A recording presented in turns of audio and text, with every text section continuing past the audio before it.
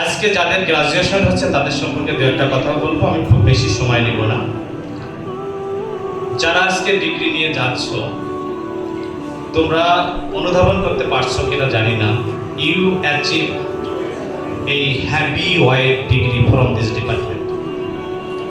দিন যত যাবে বুঝতে পারবা, not only you achieve some wonderful CGPA, you achieved honour, received responsibility. আমি লাস্ট কথাটা বলেছি, রেসপন্সিবিলিটি। তুমি অনার নিয়ে যাচ্ছ এখান থেকে, অ্যাচিভ নিয়ে যাচ্ছ, কিন্তু দায়িত্ব নিয়ে যাচ্ছ এখান থেকে। মনে রাখবে, তোমার প্রত্যেকটা স্টেপ আমাদের সফলতা, তোমাদের প্রত্যেকটা স্টেপ আমাদের খুশি। দুই প্রকৃতির মানুষ পৃথিবীতে আছে, যারা বাবা মা এবং শিক্ষক শিক্ষিকা, যারা শুধুমাত্র তাদের সন্তানদের কাছে, এই ছাত্রছাত্রীদের কাছে তারা হাঁটতে চায়। কারণ তোমাদের কাছে আমরা হাঁটতে চাই। তোমার পদচারণায় এই দেশে বিদেশে সকল জায়গায় তুমি যখন আমাকে হারিয়ে দেবে, সেখানেই আমার সফলতা, সেখানেই আমার খুশি।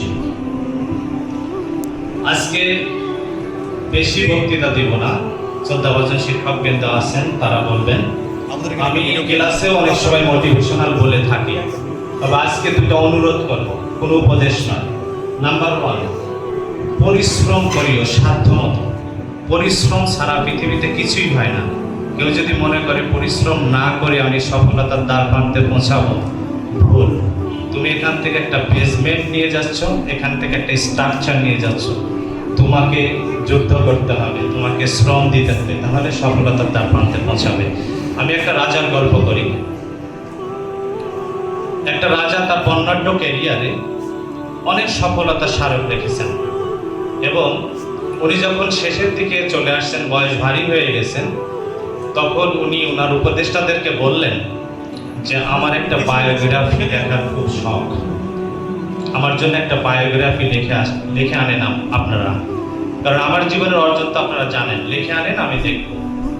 তো প্রথমে উপদেষ্টাগণ 3টা ভলিউমের একটা বায়োগ্রাফি লিখে আনলেন, কারণ তার জীবনে অনেক অর্জন, তো 3টা ভলিউম নিয়ে আসতেন। রাজা বললেন আমি খুশি না, কমায় নিয়ে আসেন। তারপর আবার ওনারা একটু কাটছাট করে একটা ভলিউম নিয়ে আসলেন। রাজা বললেন এতেও আমি খুশি না, আর একটু কমায় নিয়ে আসেন, কারণ এক সময় দিন এমন হবে এত বড় বায়োগ্রাফি পড়ার কারো সময় নেই। তখন 3য় নাম্বারে একটা চ্যাপ্টার করে নিয়ে আসলেন, তাতেও রাজা খুশি হলেন না, বললেন আরো কমায় নিয়ে আসেন। পরবর্তীতে একটা পেজ করে নিয়ে আসলেন, তাতেও রাজা খুশি না, বললেন এক সময় এটাও মানুষ পড়তে চাইবে না। তারপরে একটা সেন্টেন্স নিয়ে আসলেন, 5টা ওয়ার্ডের, there is no free lunch. আবার বলি, there is no free lunch. অর্থাৎ if you don't effort much, you wanna get much out of it.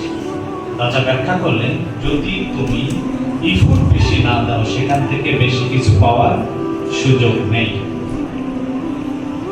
Everyone faces disappointment, but only winners don't face any disappointment. উইনাররা কখনো disappoint হয় না। তুমি কখনোই হারবা না। তুমি একবার পিছাবা তো 2বার জাম্প করবা। উইনাররা কখনো পিছায় না। ইংরেজিতে একটা প্রবাদ আছে, a smooth sea never made a skillful mariner. কখনো শান্ত সমুদ্র কখনো দক্ষ নাবিক তৈরি করতে পারে না। তোমরা মনে করবা জীবনে যে বাধাগুলো আসুক, যে চ্যালেঞ্জগুলো আসুক, সেটা তোমাকে এভরি স্টেপসে তোমাকে দক্ষ করবে। তুমি এটাকে সানন্দে গ্রহণ করো, নিজেকে শাইন করো। Everything is difficult before it becomes achieve. অর্জনের পরে সবকিছুই সহজ হয়ে যায়, অর্জনের আগ পর্যন্ত সবকিছুই কঠিন। We can't run away from the problem, only losers quit and give up. দেখবা যারা সফল ব্যক্তি, তখন সে কখনো কোনো কিছু থেকে ছেড়ে আসে না, সবকিছু সে মোকাবেলা করতে চায়। আর বিফল ব্যক্তি চলে আসে। গবেষণায় দেখা গেছে most of the people give up just before win, just before a minute. তারপর চেষ্টা করে একটা পর্যায়ে কিছুটা ধৈর্য হারা হয়ে বলে আমার দ্বারা মনে হয় আর হচ্ছে না, অথচ সে কিন্তু প্রায় পৌঁছে গিয়েছিল, জাস্ট বিফোর এ মিনিট। ওই মিনিটটাই সে চলে এসে নিজেকে বিফল বানিয়ে দেয়। তোমাকে সফল না হওয়া পর্যন্ত ট্রাই করতে হবে। So try your best and surrender yourself to the wish of Allah. Hopefully you would succeed.